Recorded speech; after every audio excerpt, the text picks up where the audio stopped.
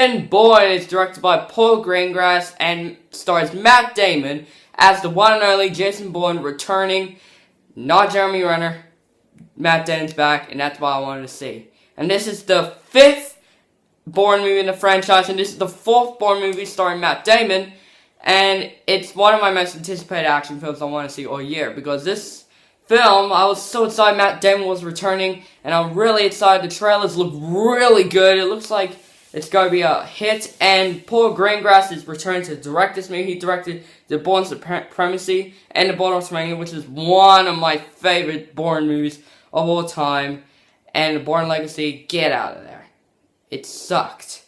Balls. So I went to view with an open mind, and it starts really well with a great bike chase, and then throughout the movie, I was disappointed. Yeah. Alright, before I get this out of the way, this is still a good movie. I had fun with Jason Bourne. It was a fun, great time, and I loved this movie.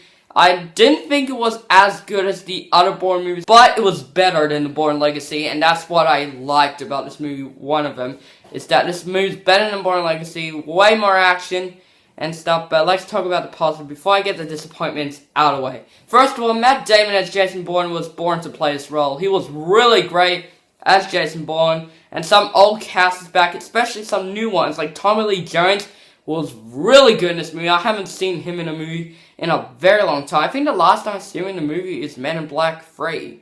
That's when I saw him last time. But he's back in this movie, and he was great as this character.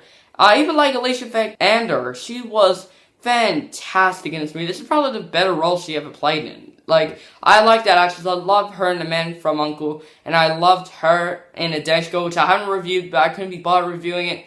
I'm glad she won an Oscar in the Oscar, and she was great in this movie. The action scenes, well done. Paul Greengrass shaky cam action scenes I always loved from the Bourne movies, and it's still there in this movie, and that's what I always love, the action scenes. Great, especially one scene that includes a car chase, and it was awesome to see, and the ending of this movie was also really good, and I enjoyed the ending a lot more than I thought it would.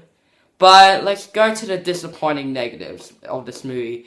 The thing that disappoints me the most in this movie is the dialogue. The dialogue was very shit. The dialogue was just very underwhelmed and just too cliche, and this movie's also just like every single Bourne movie, same plot. Him figuring out what happened to his past, the government trying to find him and stuff. It's always the same Bourne movie. This feels more like a remake of the Bourne movies. That's what it felt like. Overall, Jason Bourne was a fun movie, and I had a great time with Jason Bourne. It was probably the most disappointing action film. It's still a good movie. I would buy this movie on Blu-ray, and I would recommend you to see it. I'm going to give Jason Bourne a B+.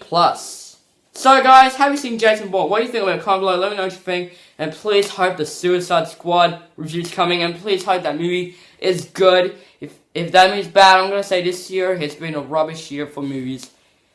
And yeah. So, make sure to subscribe to my channel, and have a nice day.